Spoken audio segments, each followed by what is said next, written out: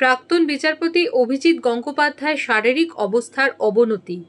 তমলুকের বিজেপি সাংসদ অভিজিৎ গাঙ্গুলির শারীরিক অবস্থা সংকটজনক। গুরুতর শ্বাসকষ্টের সমস্যায় নন ইনভেসিভ ভেন্টিলেশনে রয়েছেন তিনি। সাংসদ আইসিইউয়ে অতিরিক্ত পর্যবেক্ষণে। 4 দিন পরেও বেসরকারি হাসপাতালের আইসিইউয়ে মাল্টি অর্গান সাপোর্ট সিস্টেমে রয়েছেন তিনি। গত শনিবার থেকে দক্ষিণ কলকাতার একটি হাসপাতালে চিকিৎসাধীন রয়েছেন প্রাক্তন বিচারপতি অভিজিৎ গঙ্গোপাধ্যায়। বুধবার দুপুরে হাসপাতাল কর্তৃপক্ষ একটি বিবৃতিতে জানিয়েছেন, অভিজিৎ গঙ্গোপাধ্যায়ের শারীরিক পরিস্থিতি সংকটজনক। বুধবার থেকে তাকে আইসিইউয়ে অতিরিক্ত পর্যবেক্ষণে রাখা হয়েছে। বিভিন্ন বিভাগের বিশেষজ্ঞ চিকিৎসকদের নিয়ে মেডিকেল টিম গঠন করা হয়েছে। তাদের তত্ত্বাবধানেই রয়েছেন বিজেপি সাংসদ। প্রসঙ্গত, শনিবার থেকে হাসপাতালে ভর্তি রয়েছেন তিনি। ওই দিন রাতে বেশ কয়েকবার বমি হয়েছিল তার, পেটে ছিল ব্যথা। তারপর থেকে বিভিন্ন শারীরিক পরীক্ষা হয়েছে তার।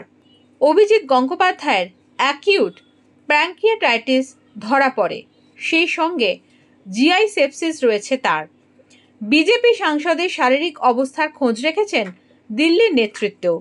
সূত্রের খবর, সাংসদকে প্রয়োজনে এয়ার অ্যাম্বুলেন্সে চিকিৎসার জন্য দিল্লি নিয়ে যাওয়ার প্রস্তাব দিয়েছে দল। তবে পুরো বিষয়টি এখনও পর্যন্ত প্রস্তাব স্তরেই রয়েছে। ইতিমধ্যেই প্রাক্তন বিচারপতির চিকিৎসায় গঠিত মেডিকেল বোর্ডের সংখ্যা বেড়ে হয়েছে 8। প্যানক্রিয়াটাইটিসের সমস্যার পাশাপাশি সাংসদের উচ্চ রক্তচাপ, ডায়াবেটিস, থাইরয়েডের অসুস্থতা ঘিরে তৈরি হয়েছে উদ্বেগের মেঘ। এখন শ্বাসকষ্টজনিত সমস্যা বাড়তে তা চিন্তায় রেখেছে চিকিৎসকদের।